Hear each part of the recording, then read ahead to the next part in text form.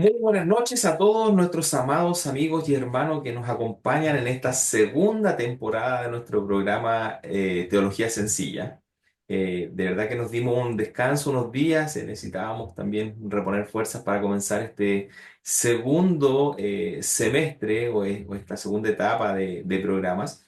Y vamos a comenzar con un programa que creo que es súper interesante, que es súper eh, ameno que podamos dialogar y me refiero al estudio de la Biblia. Bueno, entonces hoy vamos a considerar una conversación que es importante y fundamental para nuestra fe, y como le decía, me refiero a la Biblia, y hablaremos sobre su mecánica, la estructura, y cómo esta colección de libros inspirados por Dios ha impactado la historia y ha transformado hasta el día de hoy a muchas personas que el Espíritu Santo ha revelado la palabra de Dios en el corazón de ellos. Así que prepárate para un recorrido fascinante por el corazón de las Escrituras.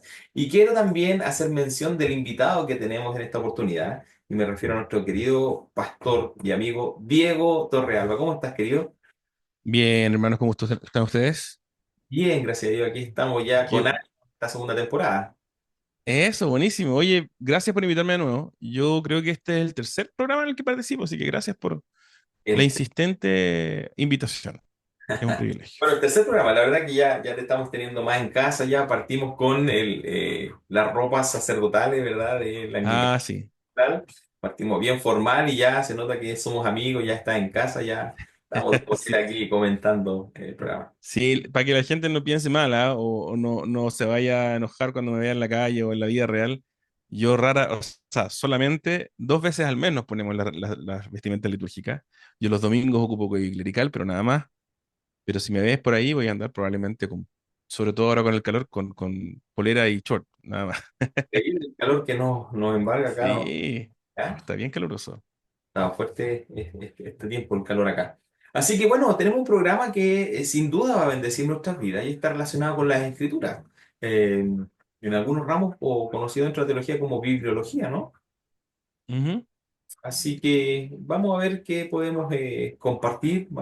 Ahí, hermano, entonces les pedimos que estén muy atentos, que puedan también compartir sus preguntas con nosotros, dejar ahí comentarios a través de las distintas redes sociales. Síganos en Instagram, en Facebook, en YouTube, donde hoy día estamos también masificando la predicación del Evangelio a través de las redes. Así que, querido Diego, comencemos. ¿Qué tenemos para la conversación de este día? Bueno, hoy día queremos conversar un poquito acerca de la Biblia, de dónde sale la Biblia, por qué tenemos la Biblia, por qué la consideramos tan importante. Hay varias preguntas interesantes y particularmente relevantes como protestantes, ¿ah? Sí, bueno, yo tengo el privilegio de ser el profesor de introducción a la Biblia para el seminario presbiteriano, que es parte de la Facultad de Teología Reformada de Chile. Así que les mando un abrazo grandote a mis estudiantes, pero también a mis colegas, a mis amigos, al rector, al secretario académico, que son unos soles con nosotros, nos tratan muy bien. Así que, nada, pues ahí estamos enseñando ya, este es el tercer año en el que, si el Señor lo permite, voy a enseñar introducción a la Biblia y hacemos un recorrido por toda la escritura para entender no solamente lo que muchas veces creemos que dice, sino que realmente lo que la Biblia dice en sus propios términos, que es tan importante para, sobre todo los protestantes, ¿no? Queremos saber qué dice la Biblia en sus propios términos y no simplemente qué decimos nosotros en nuestras propias tradiciones que la Biblia dice. Queremos entender bien qué dice la Biblia. Y por eso es que hoy día la idea es conversar un poquito acerca de, bueno, le pusimos ahí el título, me parece que era el carácter, la composición, estructura y autoría, me parece que le puso Cristian. Y creo que queremos hablar de esas cosas y obviamente dentro de ellas van a ir saliendo temas también interesantes. La Biblia es palabra de Dios, pero también es un libro escrito por seres humanos. Entonces, ¿cómo ha sido ese proceso? ¿Cómo se ha transmitido? ¿Cómo se compone? También, ¿quiénes son esas personas que están escribiéndolas y cuáles son las complejidades de ello?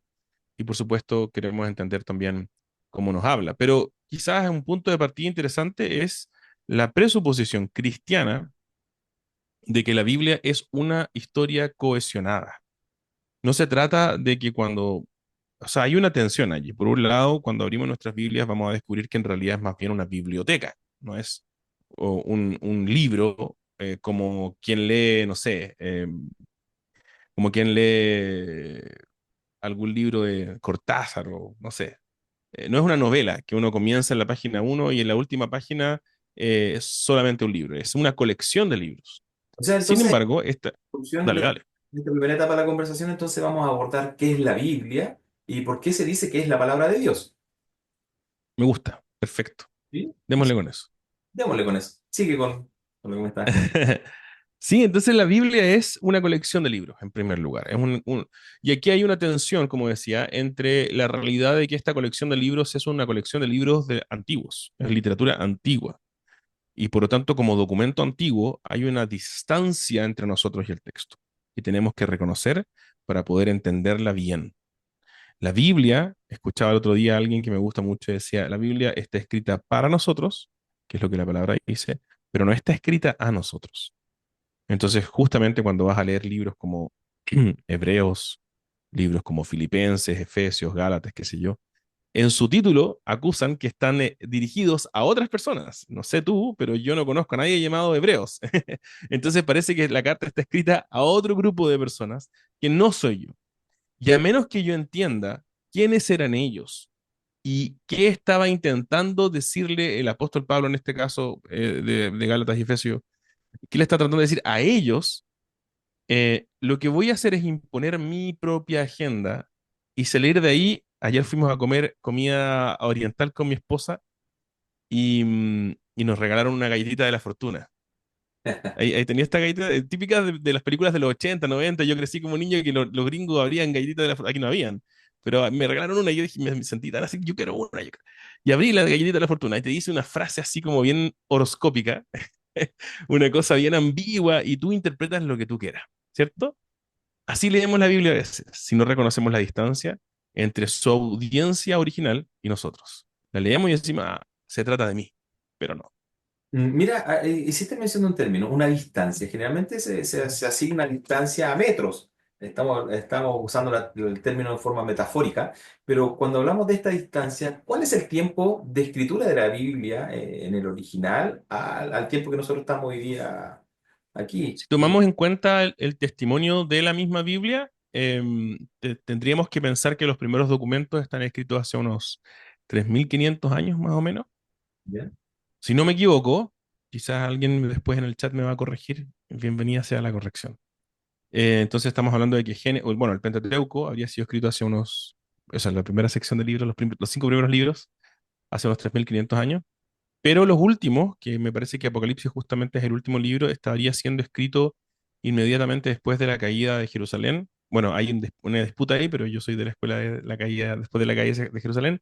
O sea, estamos hablando de la segunda mitad, o ya sea finales del primer siglo. O sea, el años 80 por ahí, 70 y algo, 70, por ahí, 70 80. Esa idea que planteas es conocida como el preterismo, ¿verdad? Em, Estoy metiendo en Apocalipsis y tenemos que hacer un programa de Apocalipsis. Ah, sí, bueno, yo creo que Pero solo para responder la pregunta, no, esos términos son etiquetas y las etiquetas a veces, que justamente de lo que estamos conversando, fuerzan nuestra preconcepción acerca del texto. Y como nos fuerzan, terminamos leyendo en el texto lo que queremos que diga. Hay escuelas de interpretación de Apocalipsis en términos de cuándo habría sido escrito. Hay algunos que dicen que fue escrito antes de la caída del templo, otros que dicen que fue después. Yo creo que es después. No estoy seguro si es que el preterismo es realmente que, no me acuerdo cómo se usa el término, si es que es el templo cae después del libro o el libro cae después del templo. el libro cae después. Entonces no me acuerdo bien. Tú quizás lo tienes más claro. Sí, no conocía el término porque el preterista considera que el libro fue escrito después de la caída de Jerusalén, o la caída del templo. Ese era el concepto que tenía. Puede ser, yo no recuerdo el término con claridad, a Mm. pesar de que lo estudié hace poquito. Pero sí es muy, bueno, los principales especialistas del mundo académico en Apocalipsis, gente como Richard Bauckham, para poder ponerle nombre a la cosa, están bastante convencidos de que esto es después de la caída del templo. Bueno, creo que la Biblia nos Pero entrega. es un... Apocalipsis, cuando recién estamos presentando el libro, me gustaría preguntarte cuántos libros tiene la Eso, Biblia, cómo están divididos. Cuéntanos mejor eso. Vamos por ahí. perfecto. Bueno, el Antiguo Testamento, lo que nosotros como cristianos hace 2000 años, o más o menos 1700, 1400 años, conocemos como Antiguo Testamento, es la Biblia hebrea. O sea, los judíos a esta Biblia le llaman Tanaj. Le llaman Tanaj porque es un acrónimo. Esta letra T, N en nuestro idioma y K en nuestro idioma. Tanaj o J viene de tres palabras que son Torah, que son los cinco primeros libros, Netuvim, que son los profetas, y Ketuvim, que son los escritos. Ujú. Entonces, estamos hablando de tres grandes colecciones de libros. Desde Génesis, que cuenta los inicios del universo, la historia de Adán, la historia de Abraham, que es un personaje muy importante, y los comienzos de la historia de Abraham. Estos primeros cinco libros son Génesis, Éxodo, Levítico, Números y Deuteronomio. Entonces, ese es el inicio, la historia fundacional de esta familia de Abraham que llega a convertirse más tarde en el pueblo de Israel. Y después el desarrollo de esa historia, ¿no? Tenemos un montón de literatura que se llama sapiencial, que son poemas como, o canciones como los Salmos, más probablemente poemas que después fueron musicalizadas. Tenemos proverbios, tenemos poesía hebrea que es bien distinta a la poesía que nosotros conocemos, pero tenemos un montón de categorías y allí tenemos 39 libros. Son 39 libros del Antiguo Testamento. Y los cristianos, desde muy al principio de la iglesia cristiana, se reconocieron los 27 libros del Nuevo Testamento. Entonces, 39 en el Antiguo Testamento, ese es el canon de Jerusalén. Entonces, cuando Jesús mismo describe la escritura, por ejemplo en Lucas 24, él habla de Moisés, los salmos y los escritos. O perdón, Moisés, dice Moisés, ¿te acuerdas cuando tiene este diálogo con los discípulos y le dice, ¿acaso no saben que toda la escritura habla de mí? Y dice, Moisés, los salmos y los profetas hablaron de mí. Porque esas son las tres categorías hebreas, ¿no? Moisés, el Pentateuco o la Torá, los profetas, Netuvim, y los escritos, uno de ellos, quizá el más importante, es los salmos, y entonces ahí está los Ketuvim. Entonces, Jesús asume ese canon del Antiguo Testamento, ese es el canon del Antiguo Testamento que se usaba en Jerusalén, y ese es el que reconocemos todos los cristianos en todo el mundo. ¿Ok? En eso no hay disputa, todos estamos de acuerdo. Quiero 39 libros del Antiguo Testamento. preguntarte un poquito respecto a esto. ¿Y cuáles fueron los criterios que se usaron en la antigüedad para la formación de los cánones? En el caso del el mundo hebreo, es un proceso de herencia. Entonces, para cuando Jesús está vivo, están los escribas, están los maestros de la ley, están estos sacerdotes. Entonces, todos ellos tenían la función de preservar el libro sagrado, ¿no? Este pueblo del libro eh, tiene muy claro qué es una reflexión saludable respecto del libro y qué es el libro. Esa confusión no existe en la antigüedad, o al menos desde el judaísmo ortodoxo, ¿no? Entonces el judaísmo entiende que estos 39 libros no son simplemente un libro, no son una reflexión religiosa. Hoy día hay que hacer la diferencia, ¿no? Cuando hablamos de religión hablamos de la actividad humana respecto o en relación con Dios. Cuando hablamos de teológico, hablamos de aquello que pertenece ya a Dios mismo. Entonces, estos libros no son simplemente, escriben simplemente cómo vive el pueblo de Dios en torno a Dios. La presuposición es que son escritos por Dios.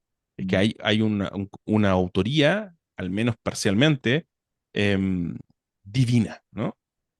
Cuando digo parcialmente, quiero decir que en parte, porque es una parte divina, una parte humana, pero no es que el texto uno puede decir, esta parte es divina y esta parte es humana, por supuesto. Entonces, para el judío, eso está establecido. Para nosotros como cristianos, Jesús. O sea, tenemos el evento histórico de Jesús, tenemos el registro histórico de Jesús, y Jesús dice una y otra vez, este es el canon, en esto creemos. Ahí están los 39 libros del Antiguo Testamento, ahí no hay disputa. ¿Ok? Ahora, en el Nuevo Testamento hay 27 y eso es más fácil para nosotros. ¿Por qué? Porque muy temprano en la historia tenemos los documentos que componen estos 27 libros del Nuevo Testamento. Todos ellos están de alguna u otra manera vinculados a algún apóstol de Jesús y estos 27 libros fueron reconocidos por la Iglesia muy temprano, pero ya oficialmente en el siglo cuarto recién. Oficialmente se compone el canon y se cierra el canon en el siglo cuarto. Pero desde los primeros días del cristianismo se reconoce la autoría de los apóstoles como la autoridad sobre la Iglesia en términos de doctrina, y por lo tanto el Nuevo Testamento, como lo conocemos, ya existía. Por eso es que tenemos tantas copias. Y quizás es un tema interesante para los que nos escuchan. El Nuevo Testamento es uno de los documentos antiguos más históricamente robustos a causa de la cantidad de copias que tenemos. Entonces tenemos documentos del principio del segundo siglo. Incluso algunos proponen que hay algunos de estos documentos que en realidad son de fines del primer siglo. O sea, estamos hablando de 60 años después de la muerte de Jesús. O sea, la gente, algunos de estos documentos que tenemos hoy día, fueron escritos en tiempos en que la gente podía refutarlos, porque habían testigos oculares de Jesús que podían levantar la mano y decir, no, eso no fue así, eso es mentira. Este gallo nunca resucitó, ¿no? Él nunca murió en la cruz, no sé, todas estas cosas, ¿no? Pero no tenemos ningún testimonio que refute el testimonio del Nuevo Testamento, a pesar de que es un documento histórico gigantesco, que por ese tiempo existen muchas copias. Respecto al tema de los escritos originales, generalmente en conversaciones como esta se escucha que no se encuentran los originales y solamente hay copias de los originales.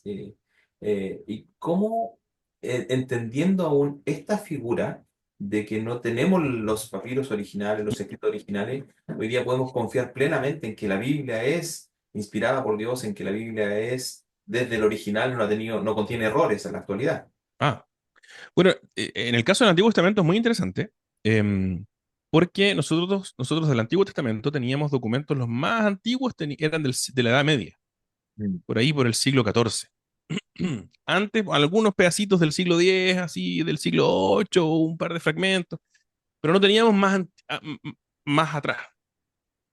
Estoy hablando del siglo VIII, XIV, de nuestra era, o sea, del 800 después de Cristo. 1000 después de Cristo, 1200, 1400 después de Cristo. Y resulta que hace unos 100 años atrás ya, creo que un poquito menos, 70 años, em, en las costas del Mar Rojo hay un lugar que se llama Qumran, que es básicamente un desierto que queda entre la ciudad de Jerusalén y el Mar Rojo.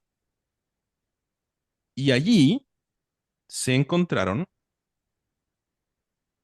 se encontró una cueva llena de vasijas repletas de rollos.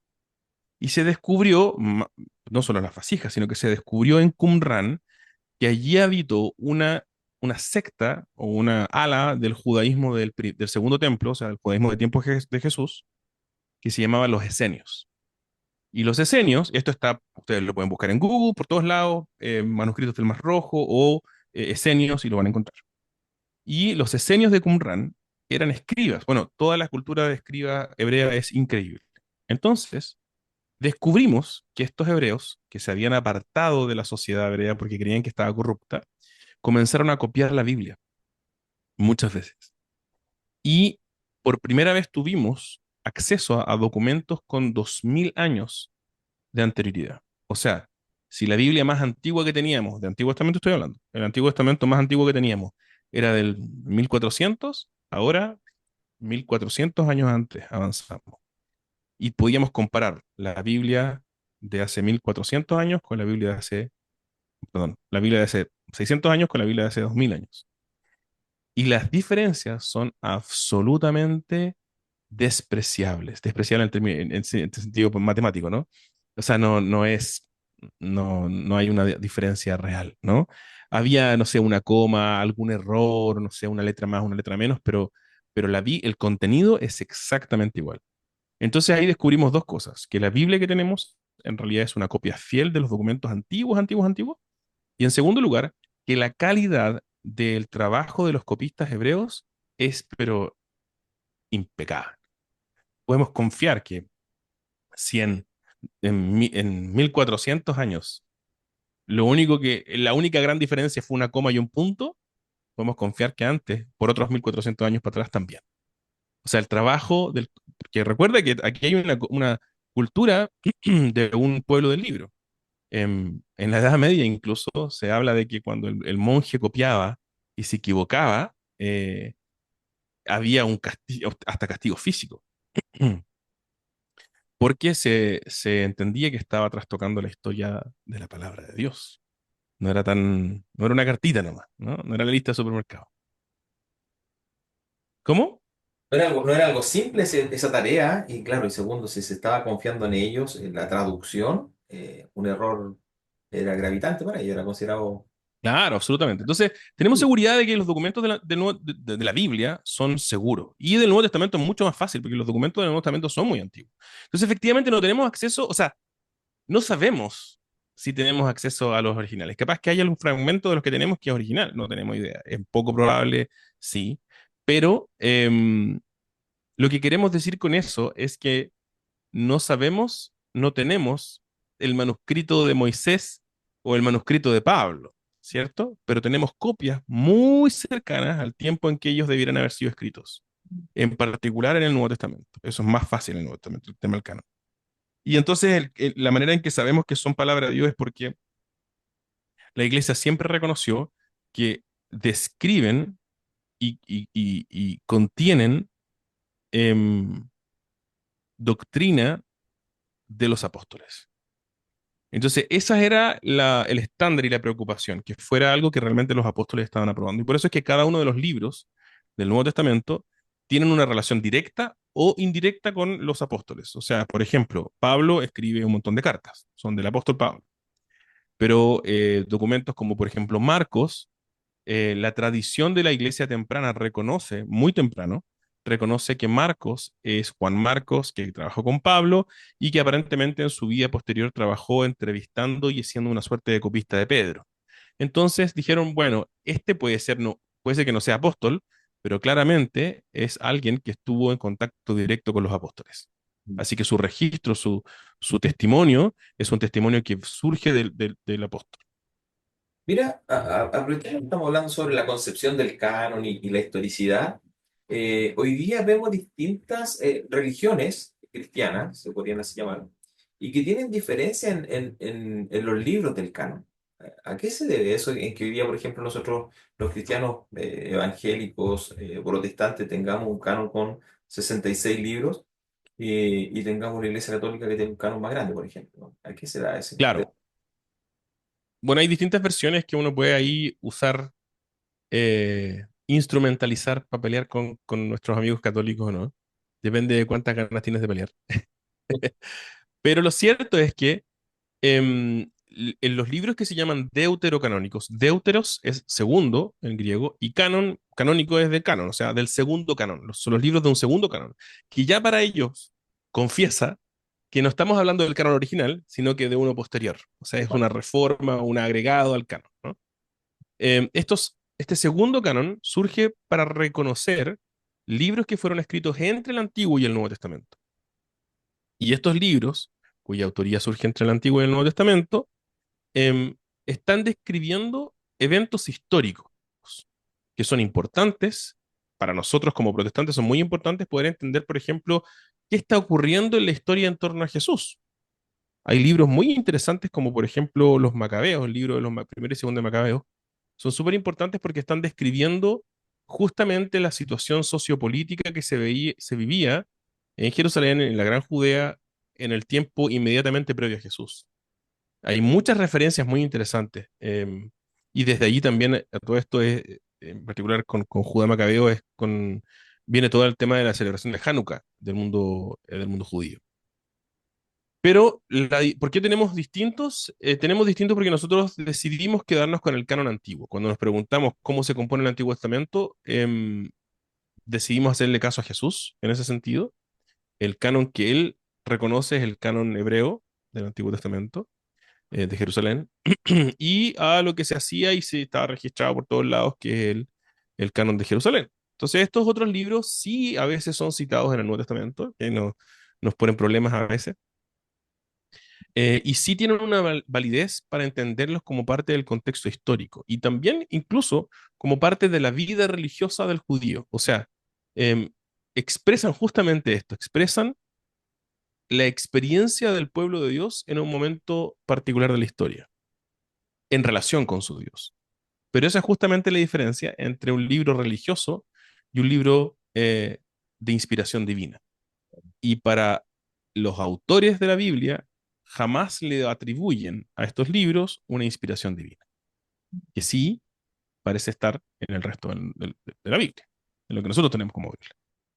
Interesante. Mira, y dentro de esto también comentabas algo importante que hablaba sobre el género literario que contienen los cánones. Nombraste el género literario del canon Antiguo Testamento y nombra los del Nuevo Testamento. Y después de esto, que los nombres, te voy a hacer otra pregunta.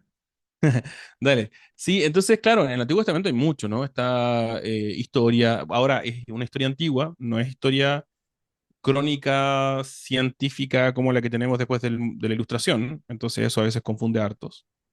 Tenemos, por supuesto, poesía, tenemos narrativa, tenemos proverbios, tenemos de todo, profecía por montón, si es que lo dije, ¿no? Y también tenemos algo parecido a la crónica, pero no, de nuevo, estamos acostumbrados a pensar en crónica y en historia con la definición del siglo XVII y la Ilustración, pero estamos hablando de 1500 años o 1000 años antes de esta Ilustración, más, ¿no? 2000, 3000 años. Entonces, son géneros distintos a nosotros. Un género muy interesante es el apocalíptico, por ejemplo. En el Nuevo Testamento también tenemos estas biografías. Hoy día hay una suerte de consenso en el mundo académico de que los cuatro evangelios son biografías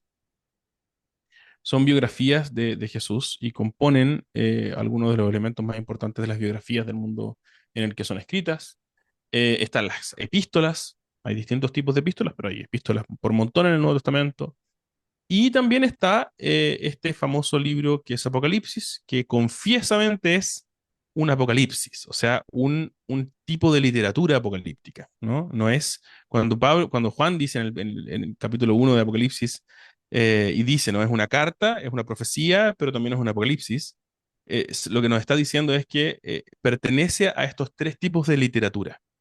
Es una epístola dirigida a estas siete iglesias, pero también es una profecía, así que voy a hablarles en el tono del Antiguo Testamento, pero también es un apocalipsis y por lo tanto es un cuadro lleno de estas imágenes extrañas.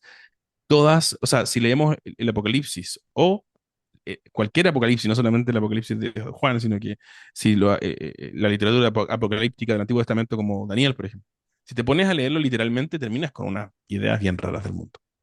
Entonces no es eso. Y hay distintos tipos de literatura y reconocerlos es clave por lo que estoy diciendo. O sea, si es que todos hemos tenido ese tío desubicado que se pone a contar chistes en el funeral, ¿no? Claro. Entonces, si tú no entiendes que este género literario voy a lo quiero usar en cierto momento para cierta cosa, ¿cierto? Un discurso, un chiste, una historia, una canción, un poema, son cosas distintas y cumplen funciones distintas. Si yo no entiendo esas distinciones, puedo terminar contando chistes en el funeral.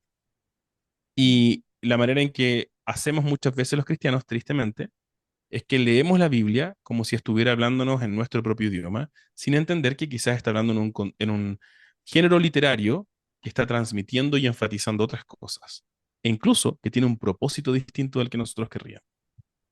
O sea, Así que terminamos, no, no cuente chiste en el funeral, mejor. entonces, cuando nosotros nos enfrentamos a las escrituras y nos encontramos con distintos géneros literarios, si nosotros no entendemos el género literario original del texto, podemos caer en una mala interpretación de la escritura, podemos caer en un error Obvio que sí. histórico. No es que podrías, es que vas a malinterpretarlo. Si tú no sabes, a ver, ¿cómo? Sí, bueno, hoy día pasa un poco eso en nuestra cultura, sobre todo en el mundo woke.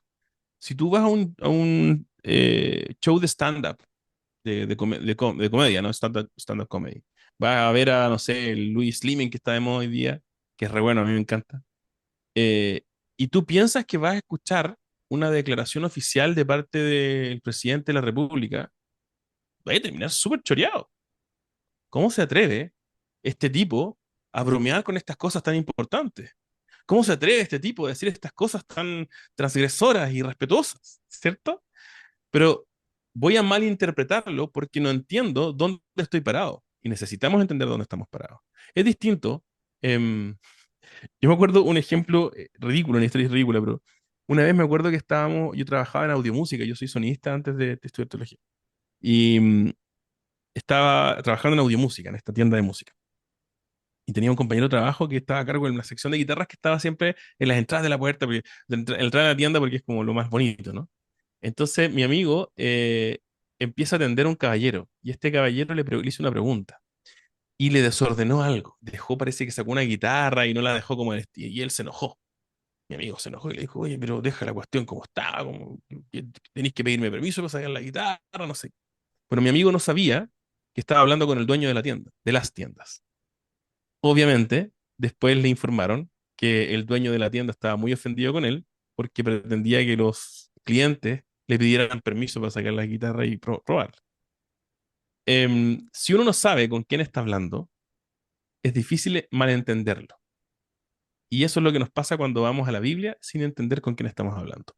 ¿Con qué libro estamos hablando? ¿Quién es Moisés? ¿Qué tipo de literatura está escribiendo? ¿Quién es David en los Salmos, por ejemplo? ¿Qué tipo de literatura está escribiendo? ¿Quién es Juan en Apocalipsis? ¿Qué es un Apocalipsis? ¿En qué código está esto? A mí me pasa un poco que, y en Chile quizá a todo, popularmente nos pasa con el Nicanor Parra, que vamos y lo escuchamos y decimos, no entiendo nada de este caballero. Yo personalmente no entiendo nada. O sea, yo a mí no soy alguien dado a la poesía, para nada, pero puedo entender un poema de Pablo Neruda, de la Gabriela Mistral, y uno lo lee y dice, qué bonito esto, hay algo lindo, ¿no? No lo entiendo mucho, no sé la composición, pero es bonito. Pero de Nicanor Parra lo leo y es como, me parece como Bueno, inconexo, no lo descifro, no sé cómo descifrarlo. mm, Eso nos puede pasar cuando vamos a un texto bíblico sin reconocer qué tipo de literatura es. ahora, bueno, entendemos que la Biblia es un libro que es inspirado por Dios, pero ¿qué significa esto? ¿De alguna Mm. forma Dios escribió directamente? ¿Él dictó y los autores humanos escribieron, lo redactó? ¿Cómo se da cómo se Yo creo realiza? que bueno, tú sabes que en el Islam cree que bajó este ángel hablarle a Mahoma y le dictó el Corán encerrado en una cueva Mm, a Mahoma. Nosotros no creemos eso, ¿no? O sea, no solo no creemos eso de Mahoma y del Corán, sino que no creemos tampoco de nuestra propia teología de la Biblia. La Biblia no es un libro que bajó del cielo literalmente. Tampoco es un libro donde Dios como que poseyó a Moisés y Moisés en una suerte de trance empezó a escribir estos 5 primeros libros. Lo que ocurre es que Dios se manifiesta en la historia, nuestro mundo, y deja registro de eso. Y el registro es humano, pero al mismo tiempo divino. Y ahí nos rompe la cabeza, ¿no? El único ejemplo que tenemos de eso es Jesús. Entonces, estos hombres que escribieron, dice Pedro dice que fueron inspirados, los hombres, los profetas, fueron inspirados por Dios. O sea, Dios está en ellos, con ellos, guiándolos en el proceso de escribir. Pero las mismas palabras que están allí, dice Pablo en 2 de Timoteo, también han sido inspiradas por Dios. Y la palabra inspirada es confusa, no me gusta a mí. Yo uso expirada porque creo que es más apropiada. El griego habla de theopnustos, que significa es como sopladas por Dios, ¿no? ¿Estará? Claro, nuptos viene de ahí viene nuestra palabra neumático, Mm, que tiene que ver con el aire, ¿no? Es un aire, un soplo que surge de Dios. Entonces, las palabras son soplo de Dios y los autores son inspirados por Dios. Pero no solo eso, sino que esas dos cosas están directamente vinculadas a la intervención sobrenatural, real y soberana del Dios que se mueve en la historia humana. Entonces, creo que, ¿por qué estoy construyendo esta cadena de 3 puntos? Porque a veces nos quedamos con una nomás. No, la Biblia es inspirada. Ah, pero fue escrita por hombre. Ah, no es suficiente, no es la manera en que la Biblia lo describe. La Biblia es inspirada, sí, las palabras que están ahí son inspiradas, pero también fue escrita por hombres inspirados y también está describiendo eventos que realmente ocurrieron en la historia. Ahora, los eventos que ocurrieron en la historia tienen que ver, el enfoque es la intervención divina. No es una descripción científica y vamos a encontrar eso muchas veces, vamos a encontrar salmos que a veces no se molestan en corregir algo de la cosmovisión, por ejemplo, judía. El mundo judío tenía estos dos pilares, que tenía debajo unas aguas y arriba otras aguas, ¿no? Parece que al cielo veían como que arriba había agua también. Entonces, todas estas cosmovisión que hoy día sabemos, bueno, claramente arriba no hay agua, no es que tú pinchas arriba y llegas y empieza a caer agua. No funciona así, sabemos que no es así, pero la Biblia no se molesta en corregirla, porque su propósito no es describir el mundo de manera científica, sino, o satisfacer nuestra curiosidad morbosa, sino revelar al Dios que interviene en la historia. Y eso sí es bastante preciso. Ese es su enfoque. Hoy día entonces, entendiendo que tiene autoría divina, autoría humana, vemos cómo en la historia encontramos las traducciones y son certeras, pero ¿cómo podemos sostener la autoría o la autoridad de la Biblia hoy día dentro de una cosmovisión escéptica o de un mundo escéptico que tenemos hoy día?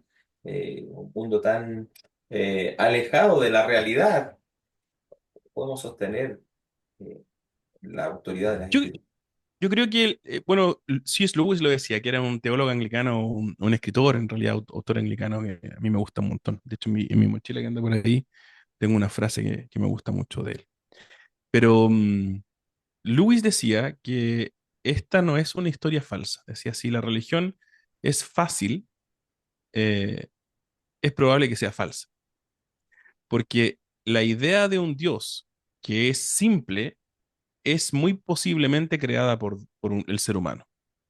Pero un Dios complejo con una religión compleja es evidencia de la complejidad del mundo en el que vivimos, de la historia en la que nosotros habitamos constantemente.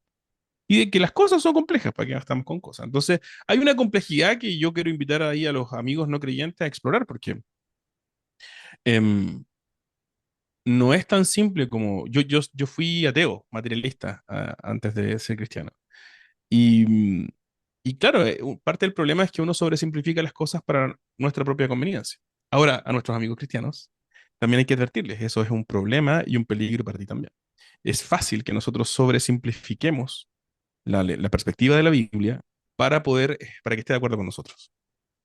Y ahí tenemos que ser honestos y meternos en el problema de realmente escuchar em, las aristas distintas, posiciones distintas y por lo tanto también evaluar si acaso hay algo que nosotros creemos que no está tan bien, ¿no?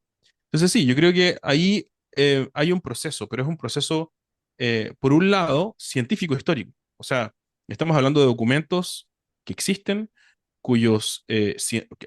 para los cuales existe toda una disciplina de la historia y de la ciencia. Hay una examinación histórica de estos eventos. Entonces, no estamos hablando de una cuestión como, de nuevo, como un poco en referencia al Corán. No estamos hablando de que aquí hubo un compadre que se encerró en una cueva y salió con una revelación definitiva de lo que Dios es, ¿no? Estamos hablando de eventos que ocurrieron. Em, Se habla de 20.000 manuscritos antiguos que describen el evento Jesús. Y lo curioso de esto es que no tenemos un solo registro histórico que refute eso. Obviamente estamos hablando de romanos, judíos, eh, griegos que escriben en contra, o sea, que no quieren el cristianismo. Pero nadie se atreve a decir esto es falso. Y eso es muy preocupante. Yo siempre doy este ejemplo, y es un poco controversial porque a la gente le choca, pero me parece que ya hace unos 20 años, o quizás menos, no me acuerdo bien, quizás 10, se estrenó en el Teatro Caupolicán un documental que se llamaba Pinochet. Y hablaba de la historia de Augusto Pinochet con la gran premisa de que este era el héroe que había salvado Chile. Hace 2000 años ocurrió algo mucho más grande que un estreno en un teatro, ¿no? Em, Cuando Pinochet, este documental fue lanzado, por todos lados hubo gente que se levantó a decir que eso era mentira. Más allá de nuestra posición respecto de Pinochet, sabemos que hay algunos que están a favor, otros en contra, pero que es una figura mucho más compleja que simplemente un salvador de la patria, ¿no? Quizás para ti lo es, no sé, pero para el grueso de los chilenos es una figura más compleja. No me quiero meter aquí en temas políticos. Eso mismo era realidad hace 2000 años. Jesús ocurrió. Y era una figura extremadamente compleja, tanto que se involucró al gobierno judío y a los gobernantes judíos, a los gobernantes romanos en su destrucción. Y sin embargo, no tenemos un solo documento que niegue, que problematice las afirmaciones del Nuevo Testamento.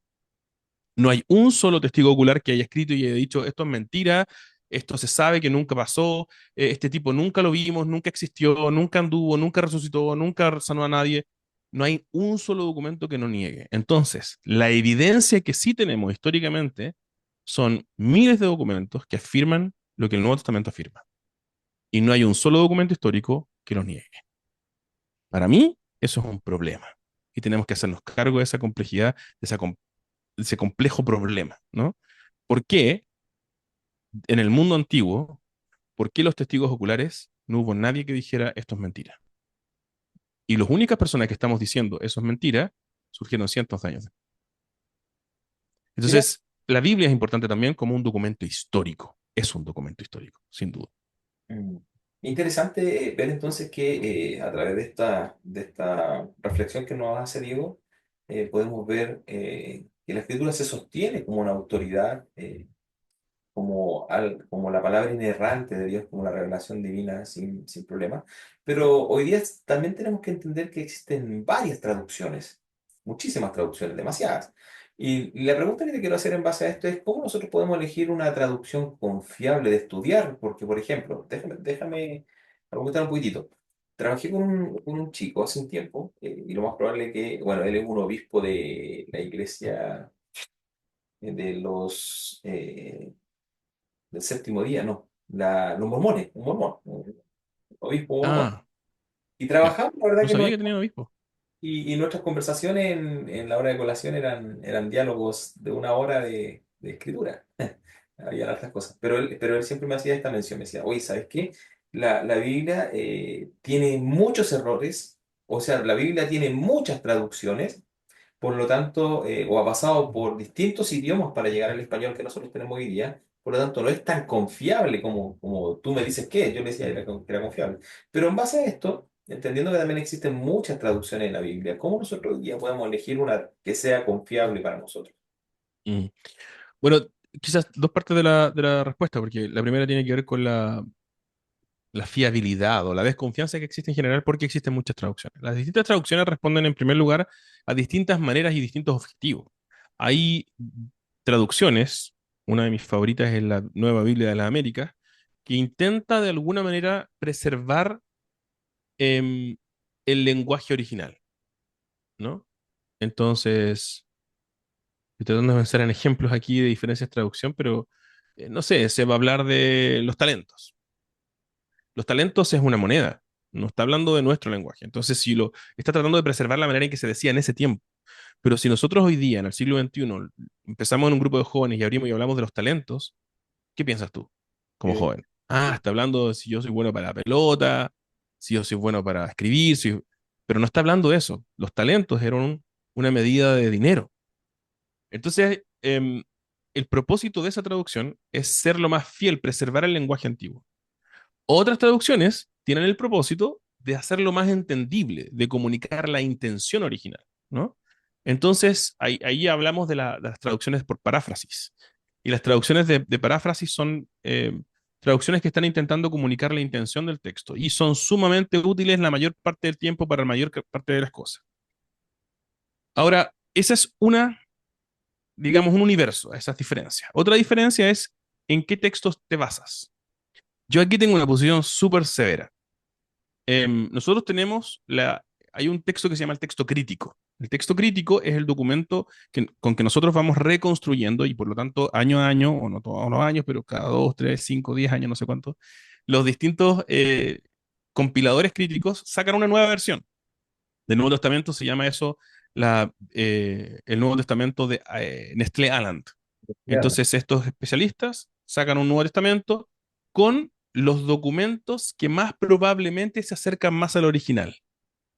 Y por lo tanto, como a veces encontramos fragmentos nuevos o encontramos problematizaciones nuevas, se va actualizando, se van actualizando. Obviamente son mínimas las diferencias, pero mínimas. No, por favor, no piensen que esto cambia el sentido, en ningún caso cambia nada teológicamente. estas diferencias mínimas se corrigen. Y de ahí viene el texto crítico. El texto crítico, para mí, es un no negociable. Es el texto que sabemos con certeza que se acerca más al original. Entonces, textos como la Nueva Biblia de las Américas, textos como, si no me equivoco, la NBI, textos como la traducción, la nueva traducción viviente, son traducciones que se basan en el texto crítico, que para mí es así tiene que ser. Otras traducciones se basan en un texto que se llama Textus Receptus, que son documentos que surgen en la era medieval, o sea, estamos hablando de hace menos de 1000 años, en algunos casos, el Textus Receptus, de hecho, creo que existe incluso hace 500 años, un poquito más, que son compilaciones y casi como se reescribió la Biblia, no sé, no, se reconstruyó, eso es la palabra que digo. Se reconstruye la Biblia, y se ama se ama la tradición de aquellos que compilaron y reconstruyeron la Biblia hace 600 años, 500 años. Pero el Textus Receptus, y esto debo decir aquí, mis hermanos evangélicos queridos, esto lo hace la Reina Valera. Entonces, la Reina Valera, eh, en tiempos de Reina, de Cipriano de Reina y Casiodoro de Valera, Casiodoro de Valera o al revés. Bueno, en tiempos de Reina y de Valera, que no es una reina que se llama Valera, sino que son dos personas, dos españoles que son tremendos reformadores. Eso tenía mucho sentido, porque no teníamos el texto crítico. El texto más cercano que teníamos es el texto Receptus. Pero después de 500 años, teniendo el texto Receptus, perdón, el texto crítico, el texto más antiguo, la Reina Valera contemporánea, si no me equivoco, en el prefacio dice: hemos decidido quedarnos con el texto Receptus para preservar la tradición. Y para mí, eso es lo menos protestante que existe, porque están decidiendo quedarse con un texto más nuevo, por lo tanto más lejano del original, simplemente como porque así lo hacemos nosotros. Pero no es lo que creemos como protestantes. Como protestantes creemos que tenemos que ir a las fuentes. Mientras más antiguo, mejor. Mientras más cercano a los apóstoles, mejor. Y por eso es que el texto crítico es la mejor base para una traducción. Y por eso es que traducciones en castellano, como la Biblia de las Américas, la Nueva Biblia de las Américas, creo que NBI, NTV, son excelentes opciones. Y hoy día esa es una de las razones por las que muchos de nosotros estamos empezando a ocupar la Nueva Biblia de las Américas. No es la única para nada, hay muchas otras. Pero si es que tienes que fijar, ahí está muy bien. Si tienes que fijarte en algo, al comprar una Biblia, fíjate al comienzo, en las primeras páginas, probablemente en el prólogo, qué sé yo, y vas a encontrar en el prefacio, te va a decir, ah, este texto está basado en el texto crítico o está basado en el Textus Receptus, o en alguna otra tradición, ¿no?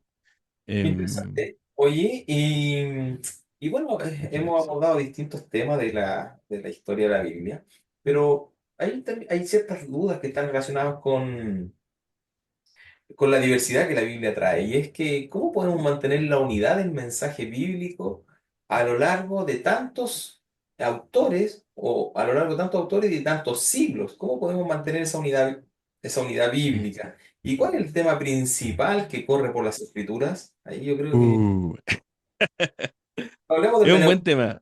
gramatical, factual, vamos.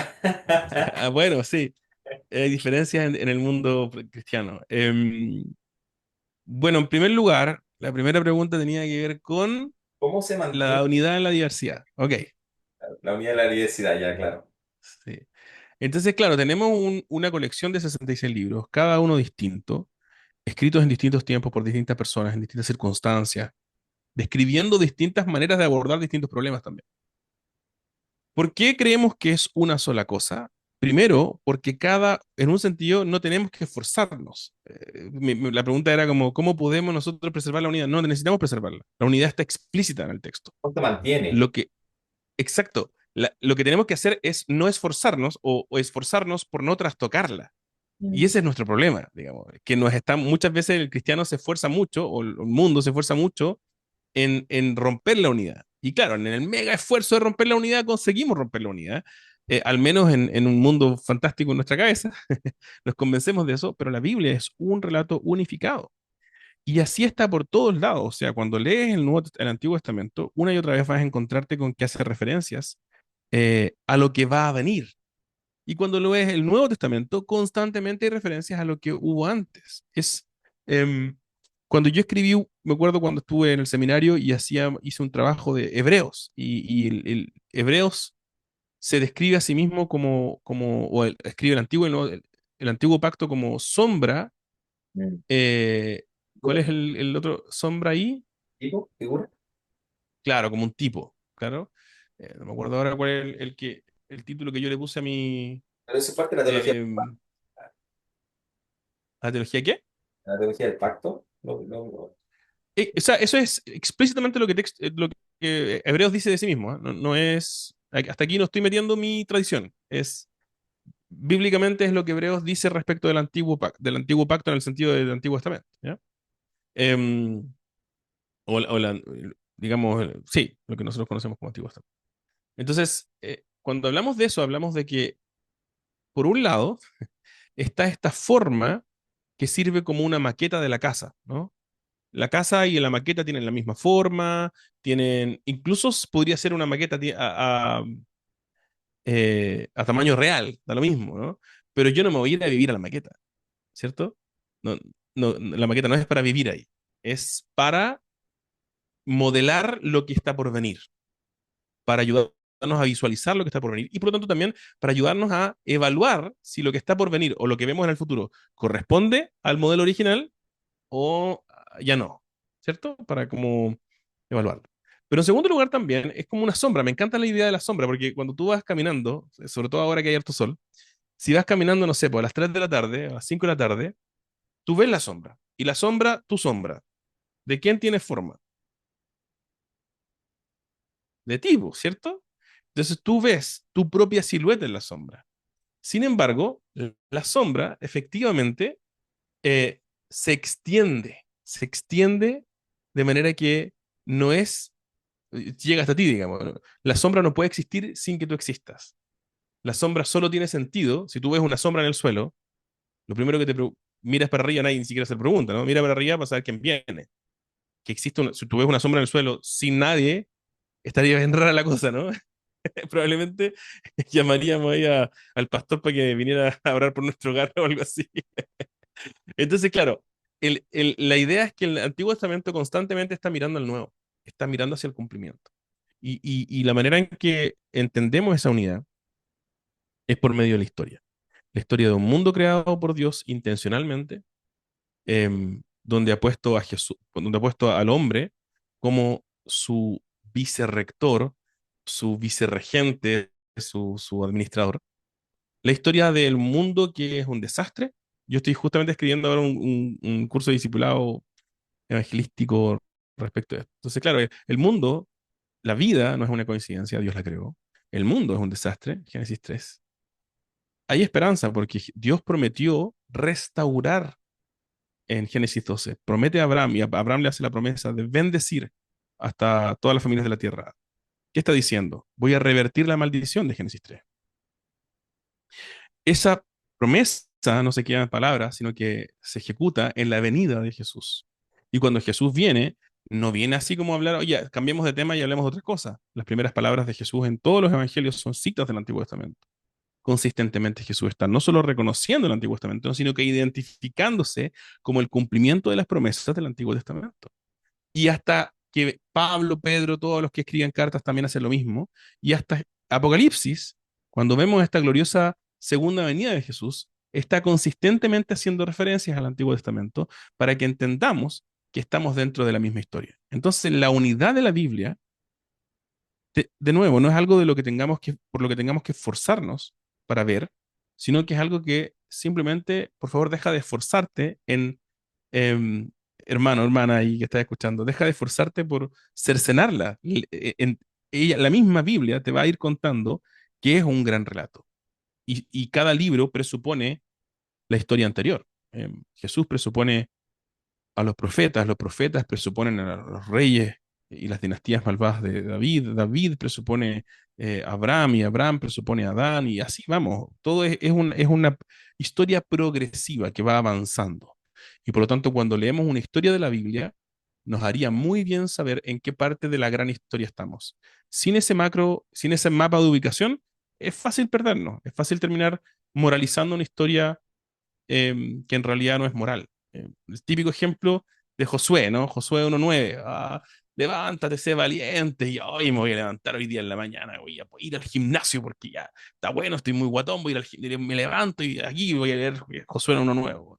Levántate y sé valiente, que el Señor, tu Dios Dios va conmigo al gimnasio, así que me siento poderoso. Voy a levantar 100 kilos hoy día, de una, la primera.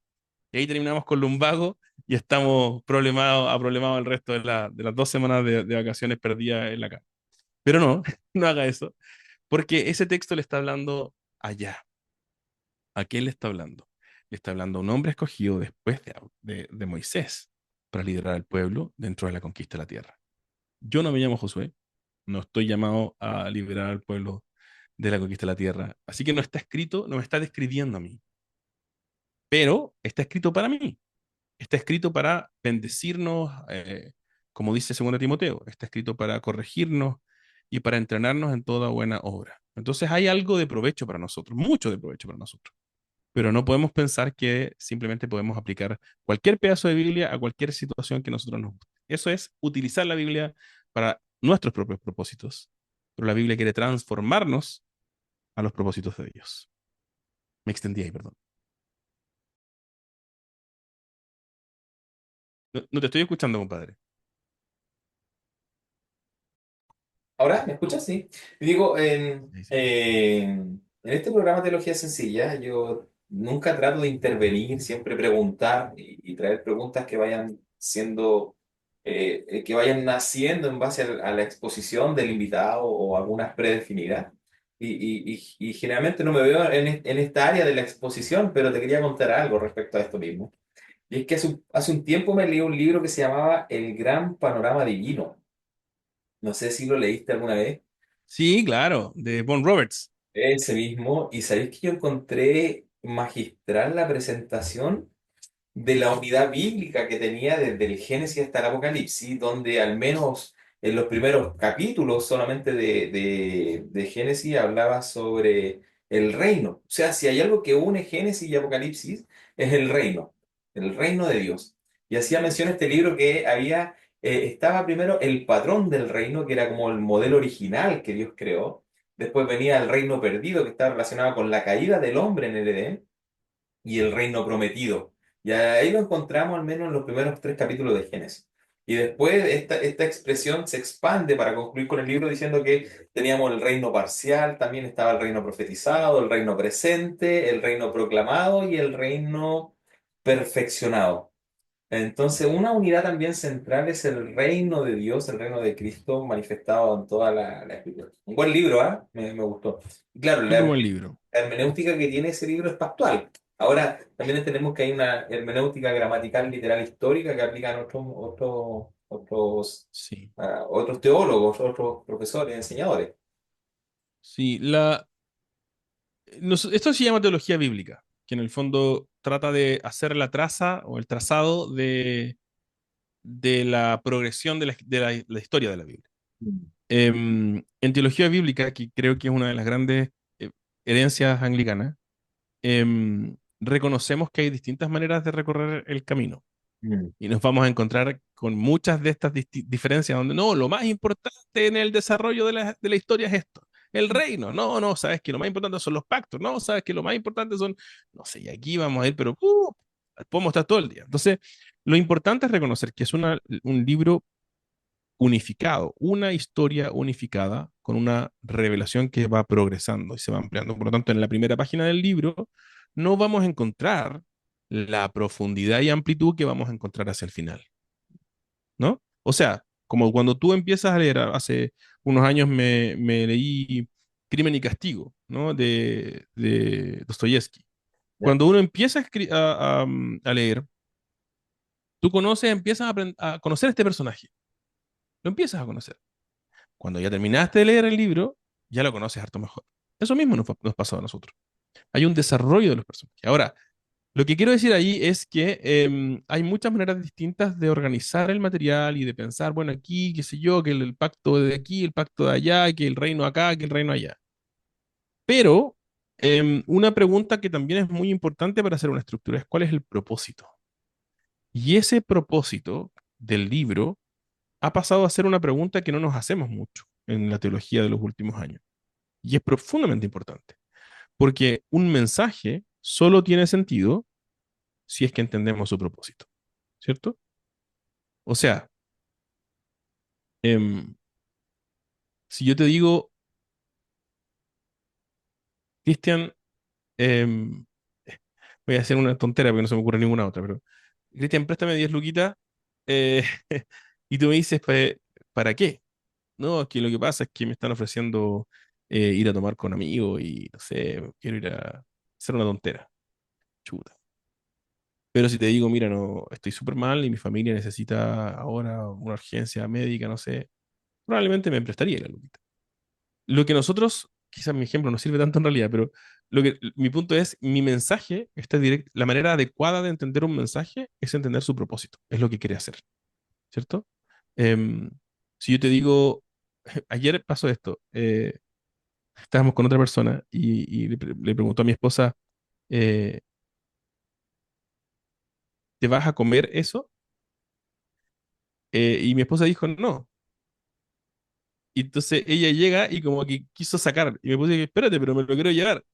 Como, haz bien la pregunta, ¿cachai? El propósito de tu pregunta era, ¿puedo comerme eso? Claro. Faltó esa pregunta en medio. Entonces, lo que queremos preguntar o lo que queremos decir, la intención de lo que queremos decir es tan importante como lo que decimos. Y la manera adecuada para entender, la pregunta de fondo no es solamente qué dije, sino qué quise decir. Y para nosotros, en la Biblia, la pregunta de fondo es tremendamente importante entender qué dice la Biblia. Pero es tan, al menos tan importante, sino más importante, saber qué quiere decir, cuál fue la intención de Dios.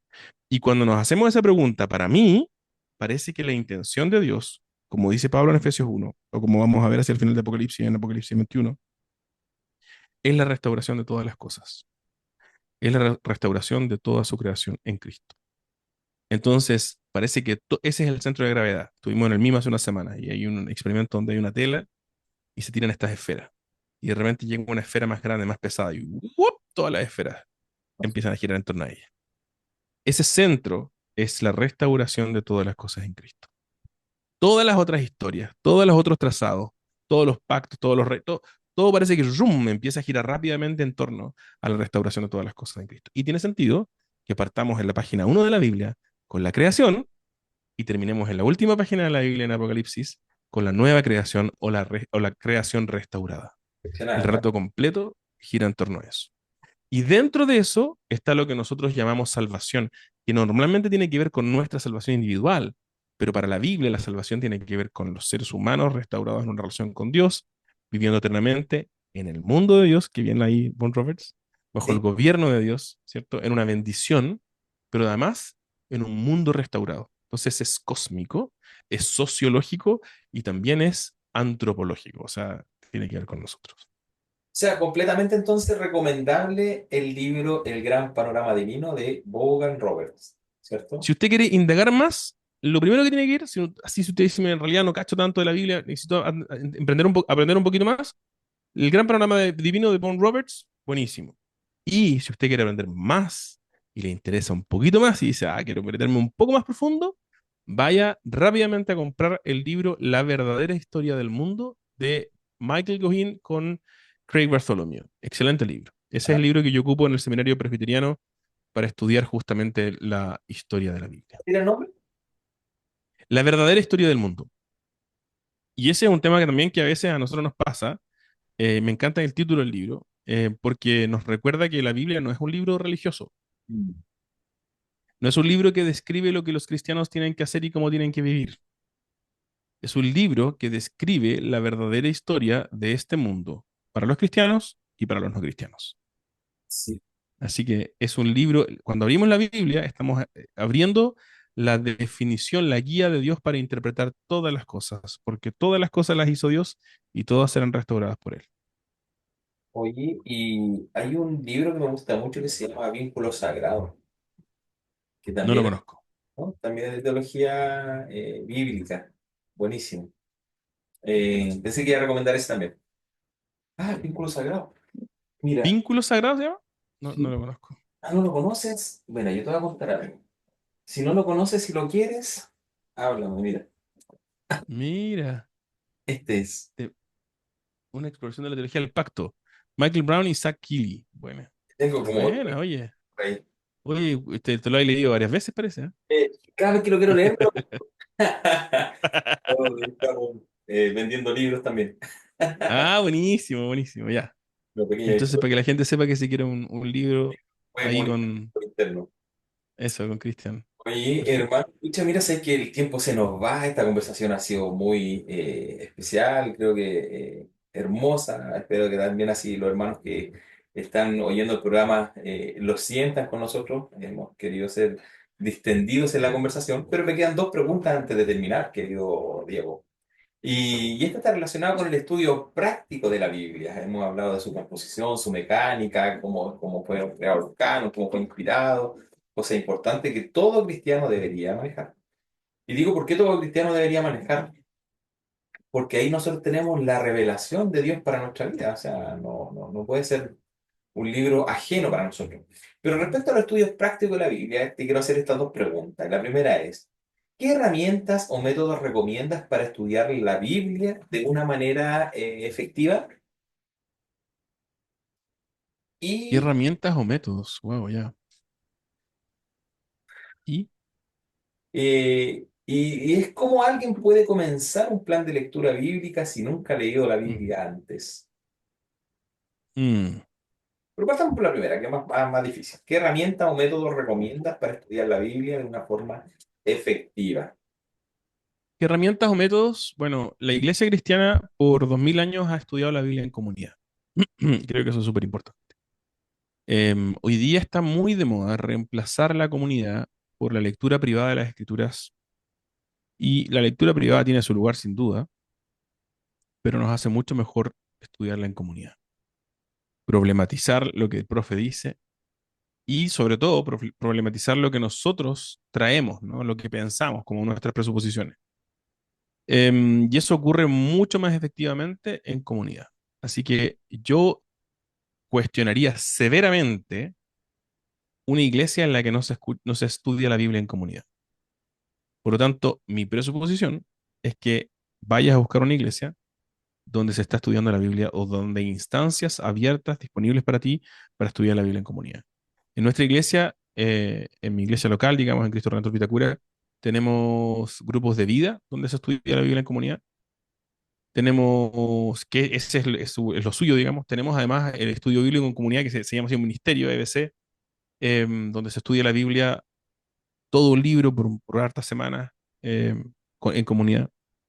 Y también tenemos otras instancias donde escuchamos el sermón, donde tenemos devocionales y qué sé yo, pero me cuestionaría mucho, si estás en una iglesia en la que no estás estudiando, no hay instancias de estudiar la Biblia en comunidad, quizás no es una buena iglesia nomás.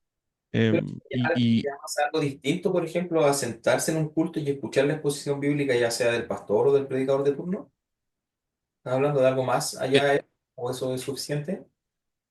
yo creo que no es suficiente, em, porque justamente por el tema del diálogo. Porque una cosa es escuchar lo que yo te digo como pastor el domingo. Otra cosa es sentarte a pensar si estás de acuerdo con eso o no y permitir que otro te intente convencer o no de ello o te problematice si estás súper convencido. Ese diálogo es muy, muy rico porque significa pensar en nuestras situaciones concretas y específicas cómo lo que dijo el pastor el domingo, o más allá de lo que dijo el pastor, cómo lo que este texto bíblico dice se aplica a mi matrimonio en crisis, a mi crianza con mi hijo que está pasando por un momento difícil, o a mi trabajo donde estoy en medio de una incertidumbre financiera o económica o laboral. Eso ocurre en estos grupitos y es difícil que ocurra en otro contexto. Sí. Así que yo diría, herramienta, método, anda a un grupo, al tiro. Anda a una buena iglesia, anda y no vayas a una ojo, ojo, no vayas a estudiar la Biblia con personas, en grupos, y me acuerdo que hace años estuvo de moda esto. No, ven con nosotros, y iba a estudiar la Biblia, y un compadre que se fumaba un pucho, que se vestía así como mamarracho y con una cerveza en la mesa. Em, no tengo ningún problema con tomar cerveza ni nada, personalmente.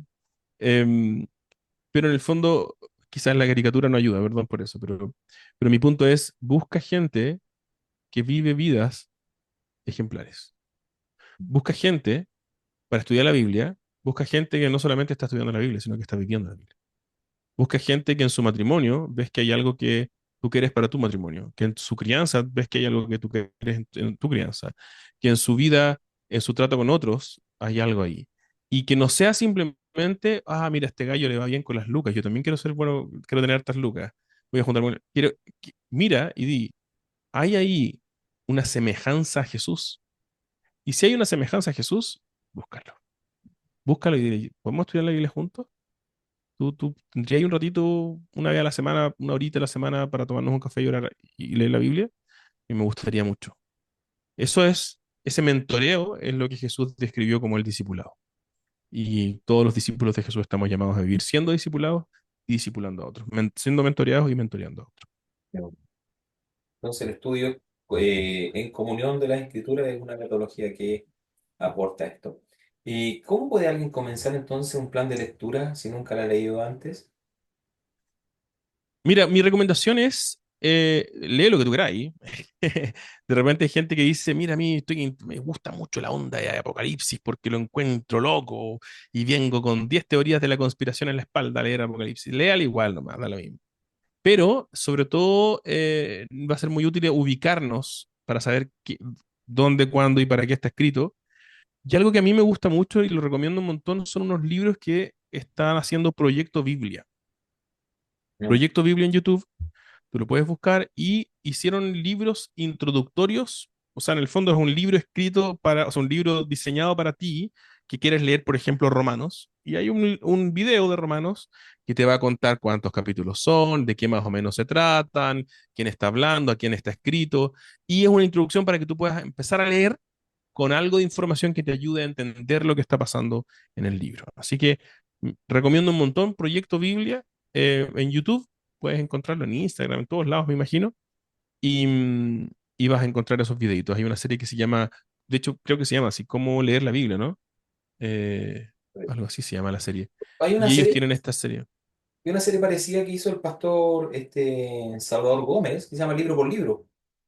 También Y- entrega y- algo similar y tiene todos los libros de la Biblia, ¿eh? La verdad que también en YouTube lo encuentran al pastor Salvador Gómez, libro por libro, y es una introducción como de una hora y cuarto a cada libro de la escritura. Parecido a ay, ay, Pero solo que está la persona hablando. O sea.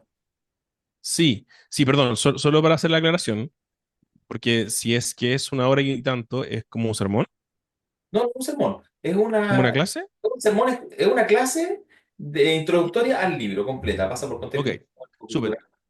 eh, Quizá eso es más profundo, porque los de Proyecto Biblia son libros cortitos, son literalmente 3 minutos, 5 minutos máximo antes de empezar a leer el libro.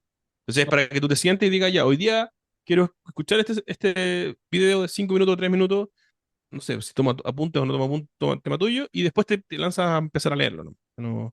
No hay una barrera más. Habla acerca del clímax del libro. Bueno, pasa por un concepto de una hora aproximadamente. Sí, buenísimo. Y ya, y con esto terminamos entonces. ¿Cómo podemos desarrollar un amor más profundo por la palabra de Dios? Creo que todos nosotros los cristianos de distintas denominaciones, si bien teología sencilla se caracteriza por tener pastores no solo pentecostales, bautistas, anglicanos, como que tenemos ahora presbiterianos, hemos conversado con luteranos, con un metodista también tenemos, hemos conversado con de las asambleas de Dios, y nosotros buscamos la unidad del cuerpo de Cristo. Creemos que son más las cosas que nos unen que las que nos desunen. Pero aunque para todos, el que le pregunte si la Biblia tiene la autoridad máxima y suprema, todos van a decir que sí, la pregunta es, ¿cómo yo puedo dejar que efectivamente la Biblia sea mi autoridad suprema y no mi concepción mental para ir a leerla? Y la otra pregunta es, ¿cómo podemos desarrollar un amor íntegro por la Escritura para tomarla en lo posible todos los días, en la mañana, en la tarde, en mediodía? Yo creo que hay hay una tensión humana. La Biblia normalmente nos dice cosas que no queremos escuchar y cosas que van en contra de nuestra cultura. Y, y en un mundo naturalista, nos gusta pensar que a algunos les gusta estudiar la Biblia como a quien le gusta estudiar matemáticas. Em, pero para los cristianos, la Biblia ocupa un lugar de la revelación divina para todos. Entonces pienso cómo puedo enamorarme más de la Biblia, como la manera en que necesitamos hacerlo es dependiendo de la Escritura, perdón, dependiendo del Espíritu Santo. Es recordando que lo que tenemos enfrente no es un texto. Tengo un amigo que le gusta decir eso, dice, la Biblia no es la tercera persona de la Trinidad. Nada, Eh, eh, la Biblia no es Dios. Describe, es la descripción dada por Dios de sí mismo, ciertamente. Por lo tanto, la tenemos que tomar bien en serio. Pero cuando no tenemos ganas de estudiar la Biblia, nuestra única fuente para motivarnos a estudiar la Biblia no es la Biblia, sino es Dios. Él nos describe a este Dios a quien podemos pedirle que el Espíritu Santo nos ayude, nos dé ganas, nos dé perseverancia si no tenemos ganas, nos dé disciplina si no tenemos ganas, pero nos dé tarde o temprano ese deleite de poder entender mejor a Dios y entender el mundo en el que vivimos. Entonces, primero, depender del Espíritu Santo es clave. No hay reemplazo para Dios, amigos. En la Biblia no reemplaza al Espíritu Santo, necesitas ir y orar y pedirle a Dios que te ayude. Pero en segundo lugar, también la Biblia tiene esta cosa extraña, que es como adictiva. Tú empiezas a estudiarla y dices, oye, pero y esto otro, y esto, y empiezas a tirar de un hilito que no se acaba y quieres más y más y más. Entonces también mi recomendación allí es comenzar incluso y perseverar aún en esos momentos difíciles donde no entendemos nada, no sabemos por qué. Me acuerdo en algún momento de mis primeros años de conversión leyendo números y entendí por qué, qué significa esto, no entiendo nada, esta historia no tiene Bueno, dale para adelante, ¿ya? Léelo y persevera. Y después va a decir, ah, mira, ese pedacito de camino que no entendí en ese momento, ahora entiendo por qué estaba. En cualquier caso, creo que nos ayuda muchísimo cosas como, de nuevo, a mí me ayuda mucho Proyecto Biblia justamente para entender algo que muchas veces en lecturas largas como números perdemos de vista. Y después entendemos, ah, ahora entiendo, esta imagen que está construyendo me ayuda a entender este punto, ¿no? En el caso de números, por ejemplo, que en el centro está Dios y que es Dios el que constituye el pueblo de Dios, etcétera. Bueno, hay muchas cosas más, pero yo eso recomendaría. Ora y sé disciplinado, no esperes a tener ganas de leer la Biblia para leer la Biblia, porque la Biblia es la que te da ganas de leer la Biblia. Es como cuando uno dice, no, no tengo ganas, no tengo ganas de comer, no tengo ganas de comer, y llega la abuela con ese postre favorito que te gusta, y le hay una cucharada y ya no te diste cuenta cuando te lo comiste entero. No estás hablando con un glotón, evidentemente. Perdón por el ejemplo.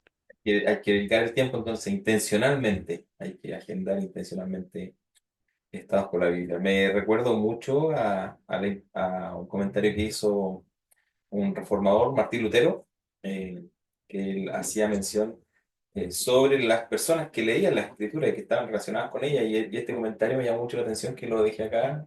Escrito dice, un simple laico armado con las escrituras debe ser creído por encima de un papa o un consejo.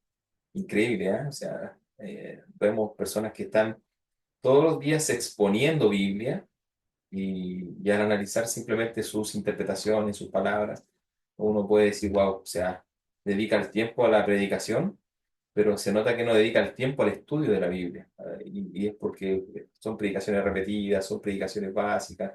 Muchas veces el mensaje es antropocéntrico y no cristocéntrico, entonces es porque van con sus preconcepciones a los textos y difícilmente pueden extraer de ello lo que el Espíritu Santo ilumina al hombre. Entonces, es importante entonces entender que el poder de la escritura no reside en quien la proclama, sino que es la inspiración del Dios mismo que se revela. Me gusta mucho la frase que citaste, Diego, dice que la descripción de Dios, la descripción dada por Dios de lo que revela de sí mismo, eso es la escritura, es su revelación dada por él mismo de lo que él se quiere dar a conocer. Así que hay algo más que quieras concluir en esta conversación antes de poner término, pues ya nos fuimos del tiempo. Sí, ya está bien largo, así que gracias por acompañarnos y los que quieran estudiar la Biblia con nosotros son bienvenidos. Desde marzo comenzamos las clases en la Facultad de Teología Reformada de Chile, también en el Seminario Presbiteriano. Vamos a estar allí enseñando introducción a la Biblia el primer semestre. Así que si quieres unirte y estudiar la Biblia en profundidad, únete a un estudio bíblico en comunidad y en profundidad. Cuéntame un poquito, ¿dónde está tu iglesia? Mi iglesia local está en Vitacura, está en San Félix con las Gualtatas. Nos juntamos en un centro de la Corporación Cultural que se llama Vita Vecino. Estamos aquí hace como 15 años quizás. Y es un lugar maravilloso que nos acoge con mucho cariño y nosotros tenemos mucho cariño por él porque además nos da la oportunidad de compartir con los vecinos, los dirigentes, qué sé yo. Y aquí estamos, aquí nos juntamos todos los domingos a las 11 de la mañana. Bueno, en febrero vamos a tomar vacaciones, pero todos los domingos a las 11 de la mañana y tenemos comunidades misionales en distintas partes de las Condes de Vitacura y también tenemos grupos de vida, que ahí es donde te decía que tenemos estos grupos más pequeñitos, donde compartimos nuestra vida en torno a la palabra de Dios. Esa es la Iglesia de Cristo Redentor Vitacura. Pueden seguirla en redes sociales, aunque no somos tan activos, perdón. En Instagram estamos como ICR Vitacura. De la Vitacura. Bueno, yo quiero terminar con una pequeña reflexión. Eh, Así que agradecer la sintonía a los hermanos. Ya esta segunda temporada se nos viene. Ya tenemos distintos programas ya para esta época. Y con este comentario termino. Y es que el menor de los cristianos, con la Biblia en sus manos, tiene una fuente de sabiduría mayor que la de los reyes y gobernantes. Así que un gran abrazo a todos los hermanos. Gracias, Diego, por acompañarnos. El Señor te siga usando en el ministerio, también ahí en las clases que tienes que dar en los distintos institutos teológicos. Y bueno, que el Señor te use también para su gloria. Chao, amigos, nos despedimos. Hasta un Un próximo. abrazo. Chao, chao.